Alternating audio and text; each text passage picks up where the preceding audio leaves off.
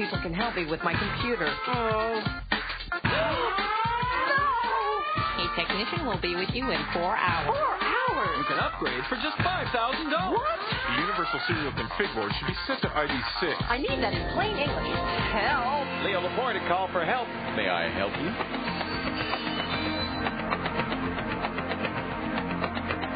Oh, we're on the air now? Oh, hi, how are you? Good to see you. Welcome to Call for Help. Leo Laporte here. Why, it's 7 o'clock. It must be time for the show. This is the show where we answer your computer questions. We help you get the most out of the personal confuser. If you've got one on your desk or in your living room or at home in the bedroom, you know what I'm talking about. These things can be just heck on wheels.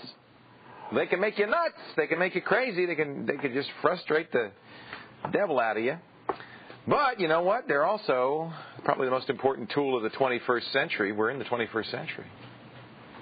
Some say yes, some say no. Well, we're about to be in the 21st century.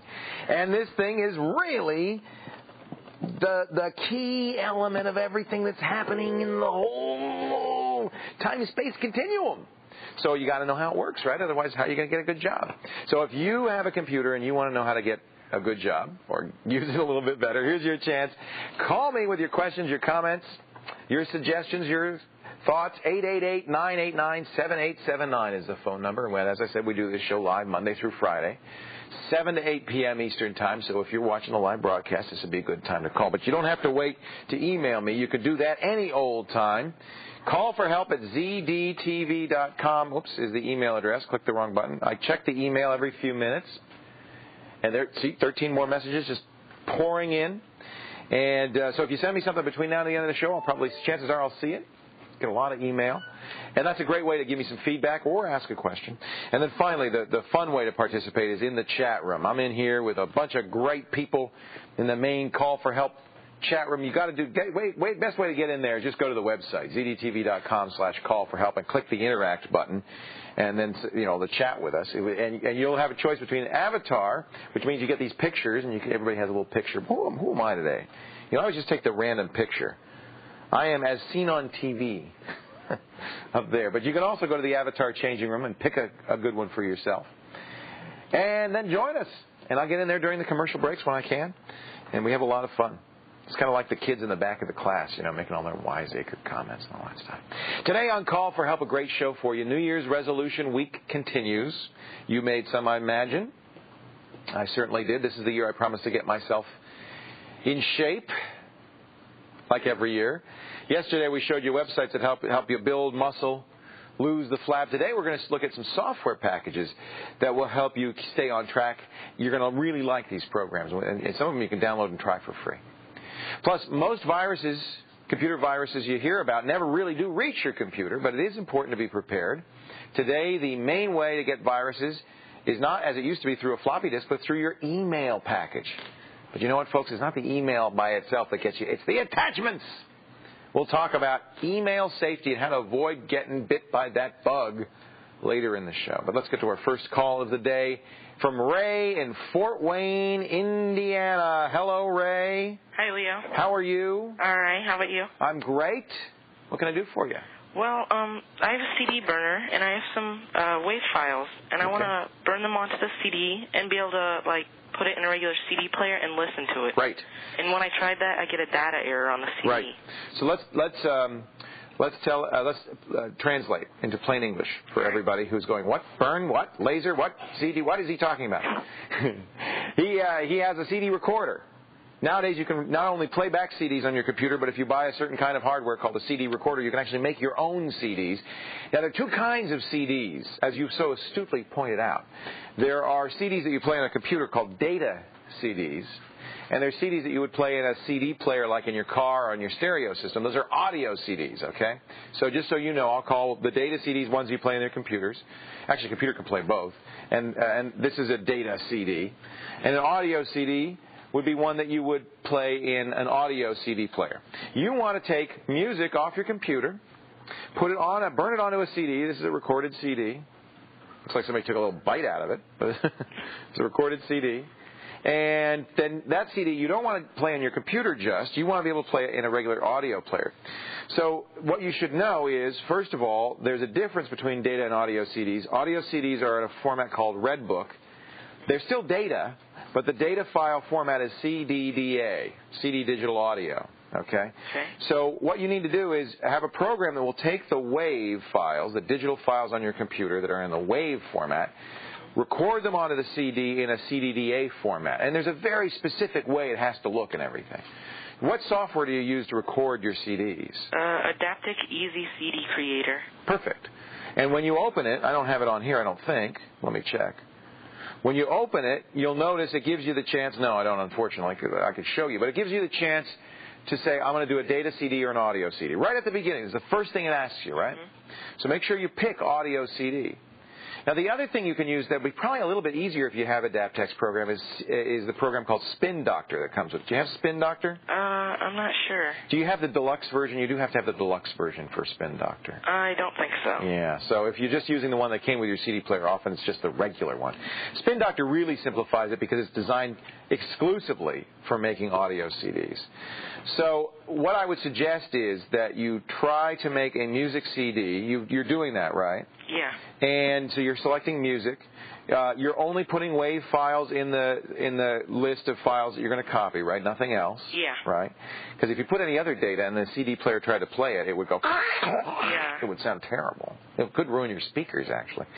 So you're just using WAV files, and where do you get the data error? When you're burning? No, I put it in the CD player. Yeah. And it says data error on my CD player. Okay. And I tried it in 3 different ones. So there's something wrong with the format you're using. So yeah. what I would suggest is go back and look at the help documentation and make sure that you're doing it exactly as they say. Chances are it's not making the this is what I'm guessing. It's not making the conversion from WAV file to CDDA file. Mm-hmm. Okay? So that's what it needs. That's why Spin Doctor makes it easy. Spin Doctor is foolproof because it's the only thing it records is audio CDs. The problem with the program you're using is that it records both audio and data CDs, and I think what's happening is that you're recording data on there, not audio on there. All right. Okay? So that's the conceptual thing. Look in the help file. I think you'll be able to figure it out. Mm-hmm. All right? All right. Have fun. It really is great. I'll tell you, we get more and more calls about making CDs and stuff. For instance, for New Year's Eve, I had a great time. I put together all the music for our big New Year's Eve party, 7 hours worth of MP3s. And what I would like to do with it, and I think I will do with it, is make a commemorative CD that they can play on their CD players. And so what I will do is I'll convert that to WAV. The WAVs will then be converted to CDDA, and they can have an hour of the best of New Year's Eve 1999 on a CD, violating in the process just about every copyright law that exists. It's time, ladies and gentlemen, which I don't advocate, for a web tip. Except in the privacy of your own home. Speed up your browser startup. That's what we're going to do. When either Netscape or Internet Explorer launches, the browser window pops up and your home page is loaded. Now, while I love it, if your home page is the call for help website, as it is for me, loading the page can cause a little timeout, a little delay, particularly if you use a modem, because what will have to happen before anything shows up here in the middle is you have to call up, do the modem thing, and blah, blah, blah, blah. So there are easier ways to do this. One is to just simply change your startup page. You can do that very simply. I'm going to go to Tools, Internet Options, and you see right up here at the top, this is Internet Explorer, but it's very similar in Netscape. Instead of using this, you can use a blank startup page, about:blank. Then, let's click OK and close this. Then when I open my browser, it doesn't load anything. The browser comes up right away. Isn't that handy? So that way you don't have to wait to dial out. And if you want to go to a specific page, you don't have to wait till the first page loads. But let's say you don't even want to wait. You don't even want to do that. Here's a really handy tool. You can export your bookmarks. You're going to love this. Export my favorites here. And here's all the favorites. And I'm going to export them to a file we're going to call C Windows Desktop Start Page. HTML. You can call it anything you want, put it anywhere you want. Now what I've done is I've created a start page that is my bookmarks, and I can use that as a start page instead. See Windows, Desktop, Start page. How are you getting where I'm coming from here? That will be now my new start page. Did it work? Let me just check, make sure. Okay. Now, when I open my browser, I get my bookmarks. So if there's a page I want to go to, I just click that, and it goes there. Very, very cool. Of course, you can design any custom web page you want as your startup page. You put it on your local hard drive, it's all going to load much faster. That's our web tip of the day. You're not stuck with that default start page. Coming up next, we want you to be part of our NetCam network. You don't even need a NetCam to join. We're going to show you how you can use your video camera as a NetCam. What hardware and software you'll need when Call for Help continues.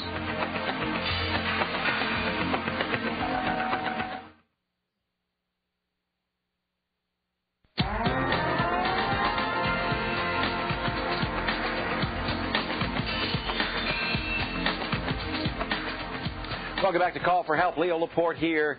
And on the telephone right now from Portage, Indiana, it's Glenn. Hello, Glenn. Hey, how you doing? I'm well. How are you, sir? Pretty good, pretty good. What can I do for you? Well, I'm trying to figure out a way to use a camcorder as a NetCam. And I didn't know if I needed special hardware for that. Great. Or... We would love that, because then I would see you instead of just being able to hear you. You bet. Wouldn't that be nice? Let's talk a little bit about what we do normally. Normally, as you mentioned, you have a NetCam. This is the one we give away. It's the 3Com Home Connect, but there's all sorts of companies that make them. These are cameras designed to be specifically for video conferencing on the Internet. This one hooks up to the USB connector on the back of your computer. You plug it in. You run the drivers, special software so that it can communicate with it, and then you run NetMeeting or whatever software, and you're on the NetCam. But you're right. This is, if I unplug this, all this really is it just is a cheap camera. In fact, your camcorder is a much nicer camera that does exactly the same thing. So the trick is this camera and all cameras produce analog output that has to be converted into bits and bytes for the computer to use it. And so that is the little bit of hardware that you need. Now, this camera, as most USB cameras do, is a small little bit of camera, and then there's actually circuitry in here that converts the output of the CCD pickup, the lens of the camera, if you will, converts it from an analog signal into bits and bytes that the computer can understand. There's actually a little circuit board in here if we were to pry this apart. If you're going to use your camcorder, obviously it needs something, a little help. But you can use any camcorder. This is a very common camcorder. And what you'll need is what's called a video capture card that will convert the output, the analog output of the camcorder, into the digital bits and bytes that the computer needs. This is an example. Actually, one I like a lot. It's from a company called Winov. It's called the Vidium AV. And you see all these chips and stuff on here. That's what these are doing.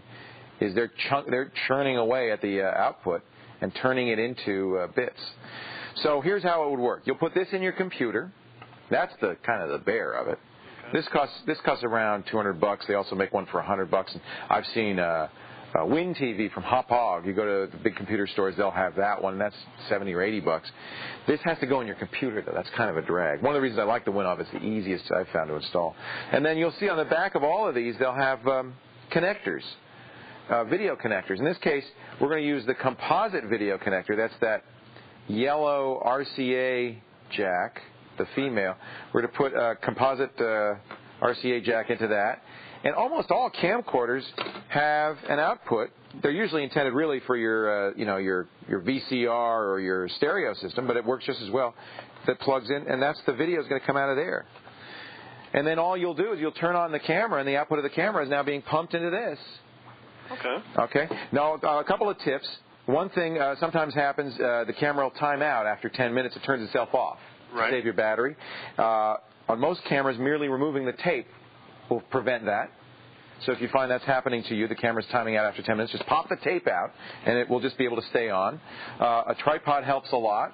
But the great thing about doing this is a much better camera. Well, you spend $1,000 for this video camera. You spend $100 for the NetCam. Of course, the video camera is a much better camera. Right. So we find we get much better pictures from folks who are using their video cameras.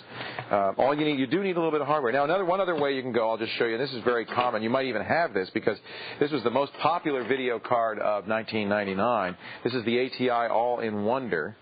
And it was popular because it has a TV tuner on it, so you can watch TV on your computer, right? Right, I've heard of that one. Yeah, a lot of people have this. This is just one card that's a standard video card, allows you to watch TV, but among other things, it also, not only does it have TV input with this coax cable here, it has TV out. It has video capture capabilities. So not only is there a tuner, but look at here. We plug on this little dongle, and look, there's that familiar yellow RCA jack that we want to plug our camcorder into. Okay. So this will also work just fine as a capture card. So you have a couple of choices. If you want to, swap out your video card for an ATI All-in-Wonder or All-in-Wonder, the new All-in-Wonder 128, that's a pretty good choice. Then you'll get a lot of benefits, including camcorder input, or you can continue to use your existing video card and add this as a second card, a video capture card to it. This is good for, you can do other things with it, making movies and things like that. Then you'll just run net meeting as you would with anything else, and you'll be able to net cam with us, okay? Sounds good. I wish you luck. I hope you get to do it, and if you do, I hope you call us so we can see your picture. All right, you betcha. I'll give you a call as soon as I get it going. Good job. Thank you, All Glenn. right. Thanks a lot. Take care. We're going to take a break, give you a chance to test your tech knowledge. It's our daily quiz. Every day we do this. We give you a chance to get a year's membership to smartplanet.com. Online learning, a wonderful place. And all you have to do is go to our website, click on today's quiz, and answer this question right, and you'll be in the drawing for that prize. We'll give away one of those. What is it, one a week, one a day? I think one a day. One a day. Here's the quiz question. What is DV? DV. Well, that's kind of related to what we were just talking about. Is it a data variable, a digital video, a parallel connector, or a disco veteran? I want to be a macho man. What is DV? Get to the website and give us your answer. We'll talk about DV when Call for Help continues.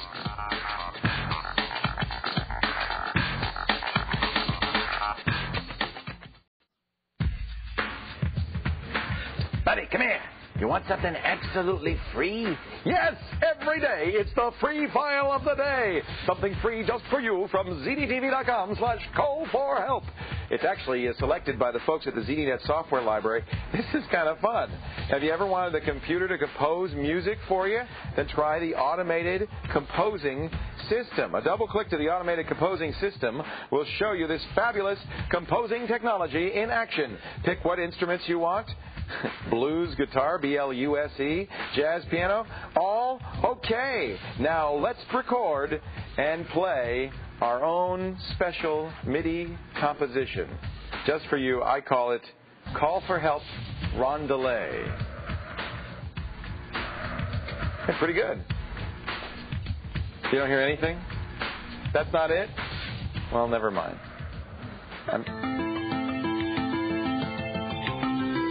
Ooh, it's kind of X-Files-y. I like that. The computer wrote that music. Can you believe that? And it did it for free. Take that, Neil Sedaka. Let's check in with the Call for Help chat room, see what they're talking about today. Oh, I'm sure they're talking about my fabulous music composition. No, net cams. They're talking about net cams, actually, and what they're good for. You know, I probably most of you, certainly, I think a majority of you probably never heard of a net cam until you started watching ZDTV. I mean, it really wasn't a very common thing. But we have flogged this thing like crazy, and of course it's great for us because it lets us put you on the air. And I think that we're bit by bit, more and more people are getting net cams. And, you know, the more people who have them, the better it is. I remember when I got my first net cam about 4 years ago, it was like having the first telephone in the world. You couldn't call anybody. But now with more and more people having them, it's becoming more and more useful. And I think net cams are here to stay. I think they're pretty neat technology. All right, join us in the chat room. Kind of an old tech, but a lot of fun, too. www.zdtv.com/call4help. Click the Interact button to know more. Let's get to our next call from Michael, Douglas, Georgia. Hello, Michael. Turn down your television set, Michael. How's it going? It's going great. How are you? All right so far. All right. What can I do for you? Well, I got a DSL modem. Yep. You lucky guy. Oh, yeah, it's new to this part. Did you get this from your phone company, right? Actually, my internet provider. All right, good. Which is part of my phone company here. It's one, you know, it's a kind of a mutual thing. That's usually what happens. The phone company is who provides the DSL line because it comes in over your phone line, but there are a variety of people who can actually resell it to you, including internet service providers. So that's their benefit, I do believe, yes. in both parts. Okay. But question is there any way to speed it up? It's not as fast as I've talked to my friends that have it. And you wish it were faster. Well, there are a lot of things that impact the speed of DSL. Let's talk really quickly about what DSL is. It stands for Digital Subscriber Line. Phone companies are replacing the standard phone lines that you've been interneting on, which are really going as fast as they absolutely can at about 56K. Those 56K modems are about as fast as they're ever going to get. DSL allows it to be much faster. Now, it depends what kind of DSL they're selling you. It could be anywhere from 384,000 bits per second to 1.5 million bits per second to even faster. But usually they'll tell you what to expect. Have they told you what to expect? Yes, it's 768,000. Okay, that's pretty good speed. But you're not getting that? Well, I can't find a program that you can see what you're doing. Right. Now, they can dial into you. Right. Or they can, telnet, I guess, what have you. Right. Best way to tell is just download some files from a variety of sites and see how fast those downloads come in, I get about 20 to 30. That's pretty good. 20 to 30 really? kilobits per second. I got multiply that times 8, and that'll give you your actual speed, which is about 250,000 bits per second. Now, you're right. That's 1/3 of what they said they were going to give you. Okay. Here's what impacts your overall speed, okay? On DSL, very important is your distance to the central office or the switching office that it's coming from. Right. Past 2 kilometers, it's going to really start degrading. So your friends, if they're closer to the central office, are going to get better performance. That's one. Number 2, the quality of the lines between you and the central office. That includes the lines in your house and the lines on the telephone poles outside your house. The more those are spliced or modified or changed, the more lines that are hung off of those, the worse your connection. DSL requires a clean, strong signal. So all of those things can impact that. You can call the phone company and say, are these lines as good as they ought to be? How far am I from the switching office? Another thing that makes a big difference on all high-speed Internet access is the faster your Internet speed, the more important the speed of your computer becomes. If you have a fast computer, you're going to see much better performance. So a slow computer, don't be surprised if you get slow performance, even on downloads, because the computer's trying to keep up with the Internet speed. And as we get really fast speeds, that makes a big difference. It makes more of a difference on the display of web pages than downloads, but it does make a difference. Let me think of what other things you can do. Make sure your settings are appropriate. You want to have network settings that are appropriate in your computer. I don't know if that's an appropriate place to talk about that. Generally speaking, if you haven't modified your network settings, in other words, you're using Windows 98 out of the box, you'll be fine. It's set up to do the right thing via network access. But those are all things to consider. Michael, all I can say is, there are a lot of people out there who'd be very happy to have 250,000 bits per second. It ain't bad. I don't blame you for wanting more. Those are a couple of things you can look at. Thank you for the call. I appreciate it. Stick around, folks. We're not done yet. We got today's news story of the day. We got our Macworld Mac tip of the day and a whole lot more. Call for help is on the air. You stay right here.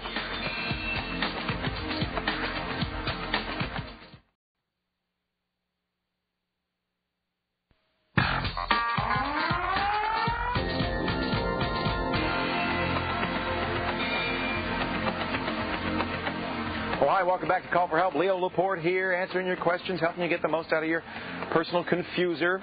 If you got a question, I'd love to hear from you. 888-989-7879 is the phone number. Chat. I'm in there right now chatting, and you can do that by going to the website, which is zdtv.com/call-for-help, just like it says down there, and click on Interact. Get in the chat room. A lot of fun people having a good time in there. I love that chat room. It's a great way to kind of interact during the show. This is the time, though, on the show where we like to check in with our colleagues in the newsroom, find out what's going on in the world around us. The lovely Victoria Ricano is here. Victoria? Hello, Leo. How are you today? Great. Good. What's up? Apple fans are gathering by the thousands for the first Macworld of the new millennium. The bi-yearly show is where we get a peek at what's next or what's not next. Macworld opens Wednesday in San Francisco. Here's a preview. Howdy, folks. It's good to be back. Greetings. Apple touts its QuickTime at the last Macworld, and product manager Phil Schiller is always happy to demo the new stuff. For example, integrating QuickTime streaming for live TV and music. Now, you notice something. Not only am I watching video, listening to music, but in the same stream, I've got interactivity right at the bottom there. In this case, with Reprise Records, I have a button right on the bottom that says, click here to buy this album. And And this year, we've seen the explosion of the iMac, the iBook, and the G4, though Apple did suffer with the delay in the 500 megahertz version. Apple introduced its Airport for wireless connectivity and music on the go, all in a year's work. So, what might Apple have up its sleeve at Macworld San Francisco? That's opening this week. Well, we asked Macworld's editor, Michael Penwarden. A year ago, Apple was doing well, but analysts were saying it's still a comeback wannabe. What are we going to see this year? I think one of the big things that you'll see at the show is a lot of the printer vendors and some of those people like HP and Canon, NEC, all these guys coming back and introducing new and exciting products for the Mac, and they've been gone for a while. So a lot of that stuff is really an indication that people are starting to finally take Apple really seriously again. Wall Street is certainly taking Apple seriously. Last November, its stock hit nearly 83, an all-time high. It opened the new year over 100, and with Steve Jobs maintaining the title of interim CEO, Apple has come back from the dead. Can you be more specific about what we might see in terms of vendor offerings? I think also because of the fact that Apple is standardized on USB and on FireWire, it's very easy, especially with USB, for companies to create a Macintosh version of a product. So just by writing a driver, suddenly they've got a version of the product for a Mac. But Penwarden says manufacturers are going further than that. Vendors are making products to match the colors of the Mac, betting on the continued success of the Apple style. If you sat a Macintosh and a PC next to each other, compare the two for us. It's going to be interesting to see what happens with OS X, though, because at that point we'll have a true multitasking operating system based on Unix on the Mac side, and I think at that point we'll have pretty close parity, and if not a step ahead of what's going on the Windows side. You know, everybody at Apple has been thinking different for the last couple of years. We're selling a lot of computers, but there's something else happening here. The resurgence of Apple. Actor Noah Wiley plays a pretty good role as Steve Jobs, and at the last Macworld, Jobs showing his humor by letting the actor open the show. That's not me at all. That's not me at all. You're blowing it. Look, you're supposed to come over here, open a water, get the slide clicker, then you can put your hand... Indeed, this is what we've seen every time. Jobs on the stage with his signature black T-shirt, blue jeans, and a bottle of water. The question, how will Macworld open on Wednesday, and will Jobs wear a Bondi blue T-shirt instead? Bondi blue was, of course, the first color that put Apple's iMac in the spotlight. And if we don't see Jobs dressed in one of the colors that's made Apple products so successful, well, maybe we'll see a new product. There is some speculation of a possible new Pro notebook, but no word on its color. Leo, back to you. Yeah, and maybe even dual processor G4. One piece of advice, though, to Steve, don't wear the tangerine. Very bad. Nobody looks good in tangerine. Tangerine or the grape? No, grape bad. I'm wearing the grape. Wait a minute. Hey, thank you, Victoria. Take care. Bye, Leo. Victoria Vercano in the newsroom. For more on that story, and we will be covering Macworld all week long. Tune in to ZDNN reports throughout the day on ZDTV. I think we're going to be broadcasting Jobs' keynote live, aren't we? Yes, indeedy. That'll be noon Eastern time. And, of course, you can catch it all on the website. Full coverage at ZDTV.com. Time to get ready for the Macworld Mac tip of the day, and a very, very important tip for you if you use Internet Explorer 4.5 on the Macintosh. With me to show us what is up, David Reed from Macworld Magazine. Of course, this is a big time of the year, and I appreciate your coming by during Macworld Week. Quite welcome, Leo. Yeah, you're busy, I know. Yes. But this is important, and a lot of people who are using Internet Explorer 4.5 on the Macintosh on December 31st got a kind of rude awakening. A lot of the security certificates had expired. Yeah, they expired. It wasn't really a Y2K issue. What happened was that I'd have to say they thought that IE5 would be out. Internet Explorer 5 would be out in time. Security certificates are part of the security process where it validates that a website really is the website you thought you went to. So if the security certificate expires, you may still be able to visit the website, but you're not guaranteed that somebody hasn't hacked you or hasn't moved you over to their website where they'll be taking all your personal information instead of the site you thought you were at. So now it's been about 4 days. People have still been able to get online, but maybe you're a little worried about security. Has Microsoft finally done something about that? Yes, there's an update. Okay. Go over to www.microsoft.com/Mac. That's their Mactopia site. Doesn't look like a Microsoft site, does it? Not at all. But it is. And then click on the download the Internet Update today. Okay, and this is get you back in. This is basically a patch that gives you all the new security certificates. Yes. Any word about when IE5 will be out? I can't comment. Take a look at Macworld Expo, though. Maybe you think maybe there'll be something to see there? Maybe. All right. Don't know. In the meanwhile, if you're going to use IE 4.5, and it's a great browser on the Macintosh, you want to make sure you get this update from Microsoft.com/Mac. And I thank you for coming in and you're quite welcome. Saving us the hassle. Coming up next, my friends, we're not done yet. If I've said it once, I've said it a million times. Don't open email attachments. Why? I'll explain, and I'll give you some more safety tips when Call for Help continues. Yeah, that's it.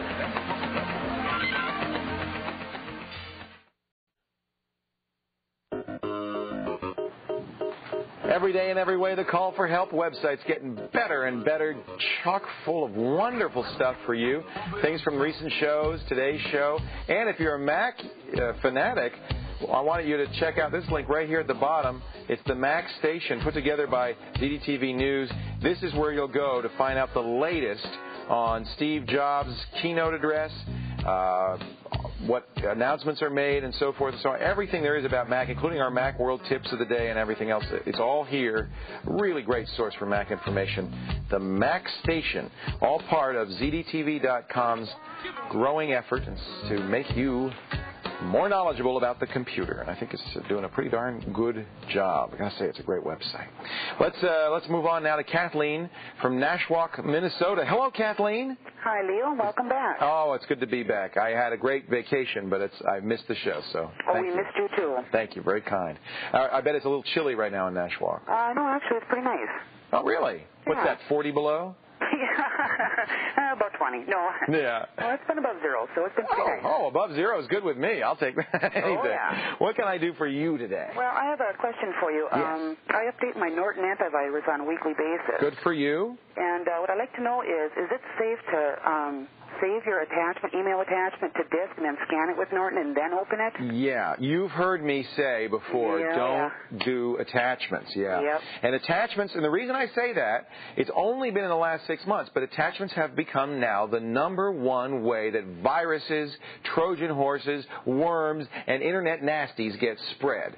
And what is the most common thing is that somebody will send out a program that modifies your system in such a way that it sends itself out to all your friends, and it looks like it came from you, Kathleen. Right. So that's terrible. It's happened to me, and it's extraordinarily embarrassing, because then you have to write to all of your correspondents and say, gee, I'm sorry, but that last message I sent you wasn't from me. It was a virus. Mm-hmm. You don't want that to happen. Now, there's basically three kinds of files that these viruses hide in right now. Executables. Those are programs you run on the, on the computer. So those are .exe or .com or .bat files, okay? Or Word, .doc files, or Excel files, because they have a macro language that can work as a virus language. That's how Melissa spread itself. So those are the three kinds of files you don't want to open. Photos, real video movies, things like that, those are okay, at least for now. But you don't want to open executables of any kind, okay? Okay. Now, I have to say, even if you update your antivirus once a week, you could have trouble. I'll give you an example. Melissa came out. People started hearing about it on a Thursday. It wasn't until Sunday that the antivirus companies finally got a patch out. That means if you were one of the first victims, you could have received it Thursday, Friday, Saturday, and Sunday. And that's only if you updated Sunday. If you update, let's say you update every Friday, you'd have gone a whole week before you would have been protected. So you see the problem here? Oh, yeah. Scanning it isn't always safe. So you got to do what I say. What do I say? Don't open attachments. Don't open attachments. But you know what? Everybody does. I do not open attachments. Wait a minute. We got to get the hammer out. Is there anybody here who opens attachments? Robert, come here.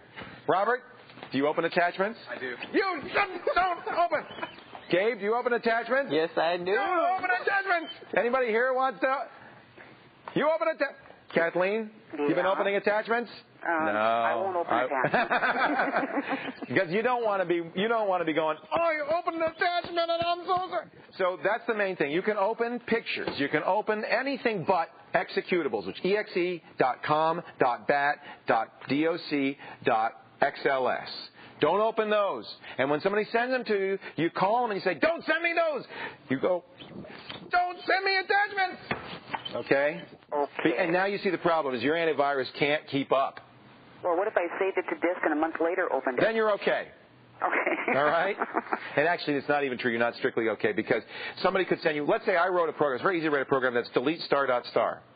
I can send you a batch file that says that. No antivirus program is going to find that, is it? And I'm going to say, hey, Kathleen, here's a great program. This is going to give you America Online access absolutely free. You say, cool, double-click it. It deletes your hard drive. The antivirus program didn't know about it because it was written just for you. That's the problem. Don't open it. All right, we're going to take a break. Go ahead. But first, test your tech knowledge in our daily quiz. Here's how it works. Yes, I've opened attachments. Oh. Go to the website, click on today's quiz. You get this right, we're going to put you in the drawing for 1-year membership of smartplanet.com. Great website for online learning. The quiz question, what is DV? Is it a data variable, digital video, parallel connector, or a disco veteran? What is DV? Get to the website, give us your answer. And what did I say? Don't open attachments. We'll be back in a moment. Don't do it. Don't do it. Don't do it. Don't do it. Don't do it. Don't do it. Don't do it. Don't do it.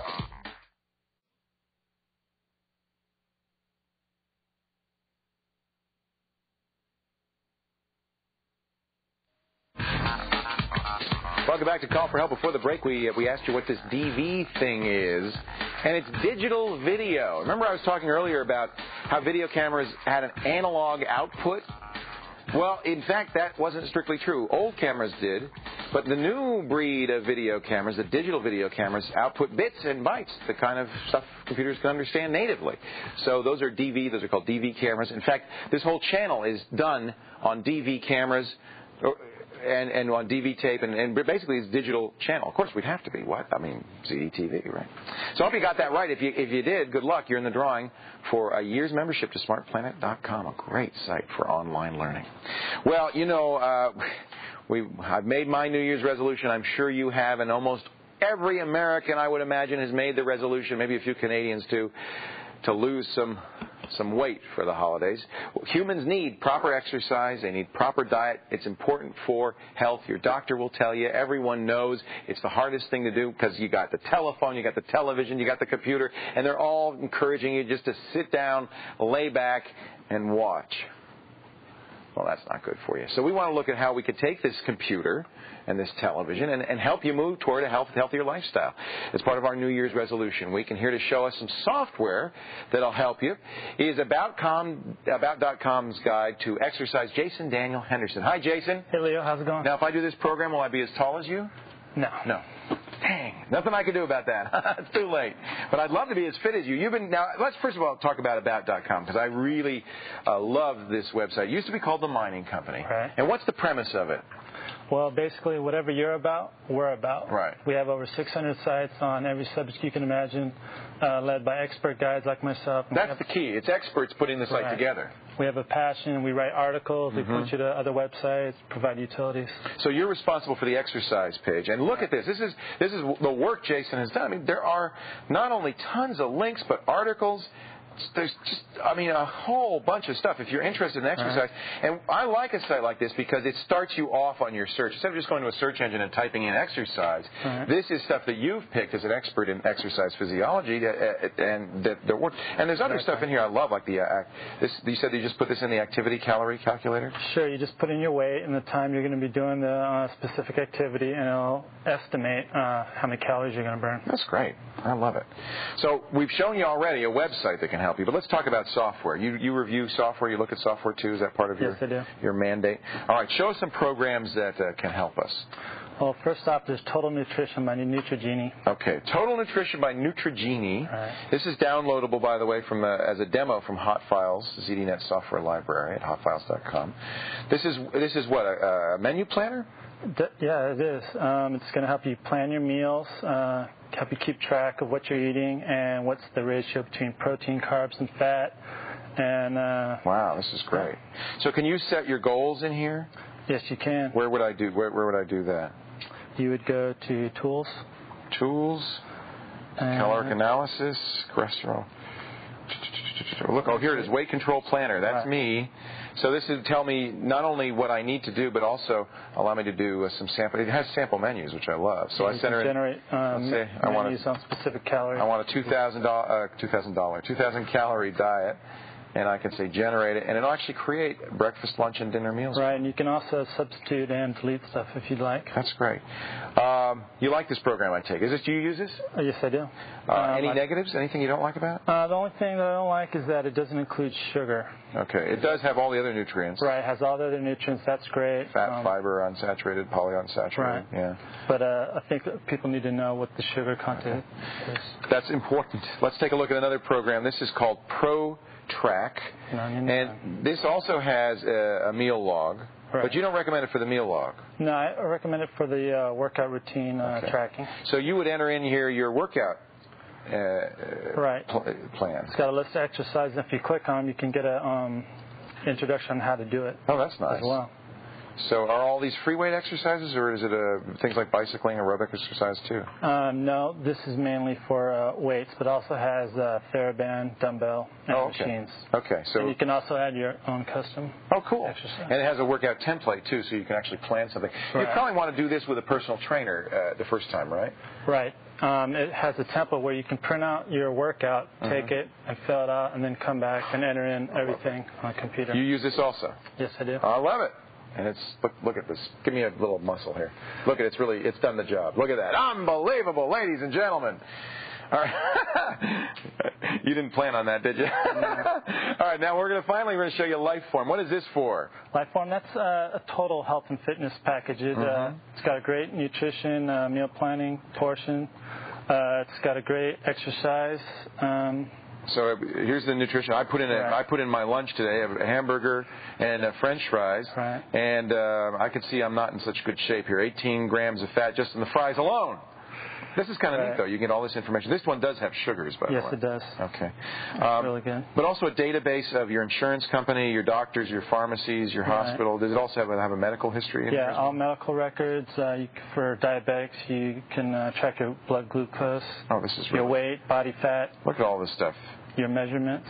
This is really sophisticated stuff. Yeah, this is a great all-in-one package. So you use this to track your progress in your plan towards a total fitness. And I guess you'd keep this over a period of years because this is something you'd want to have a database of all your... Right, it lets you know what you're doing, what you need to do to improve, and help motivate you. Right.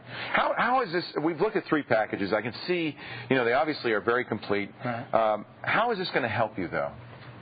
It's going to help you keep track of what you're doing, and it's going to tell you if you need to get going or if you need to slack back a little. I have to say, I've found in my constant battle against the bulge that knowing what you're eating, knowing what you're exercising, having the knowledge in front of you is the most helpful thing. Helps hold you accountable. Yeah, that's right. Some of the things like this graph in the Neutrogeny program, you look at something like this, you're going to get motivated. Whether the graph goes down and you can say, yeah, I'm doing a good job, or it's going up and you're saying, no, I need to do a better job. That's useful stuff. Definitely. I like it. Well, I appreciate the site. You've done a great job at the mining company. About.com. The About.com exercise page is exercise.about.com. And Jason Daniel Henderson, I thank you so much for coming by and showing this. You flew all the way up here from Houston to turn us on to this. We really appreciate you doing so. Thanks for coming by. All right, appreciate it. Now, if you want to know more about fitness, Jason has written, we've put him to work. He's written an article for us, too. It's on the Call for Help website, ZDTV.com/call for help. I invite you to check it out. It's got links to all the things we talked about. All of those programs, I believe, are available from the ZDNet software library, so you can, except for ProTrack, you can download those yourself. Stick around. We're going to answer more of your computer questions in just a moment. Don't go anywhere.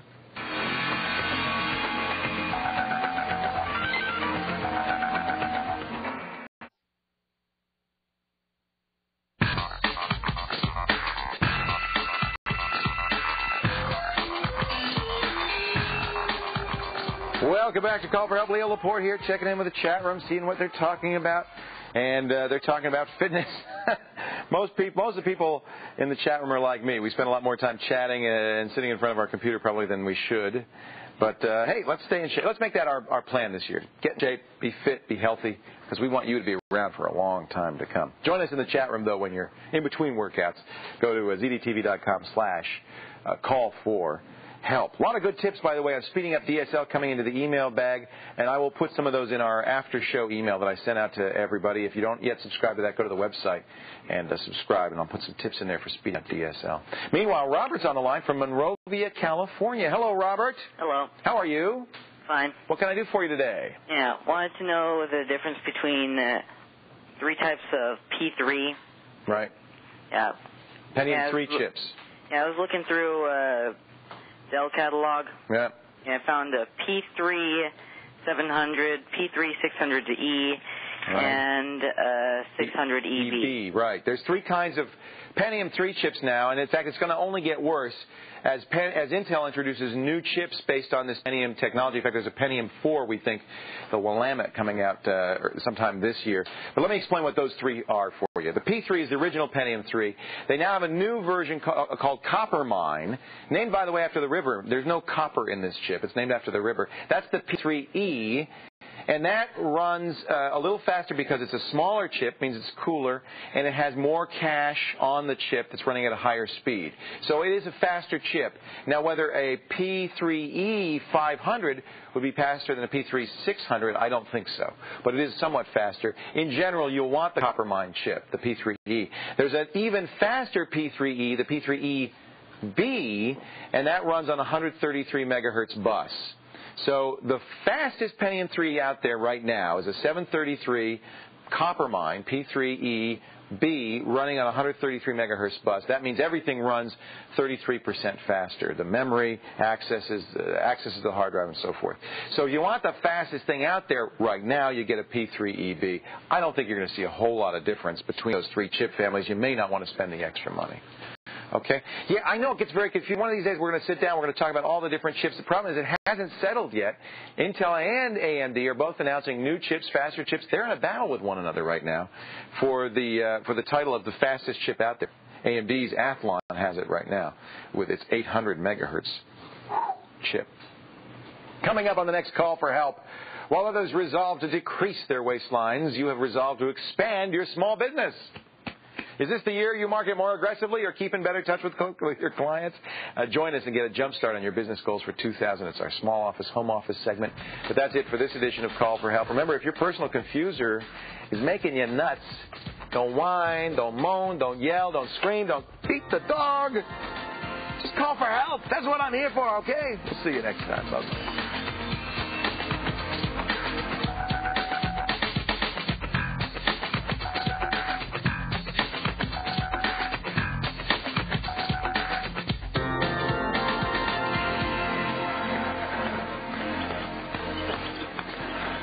Ha ha ha.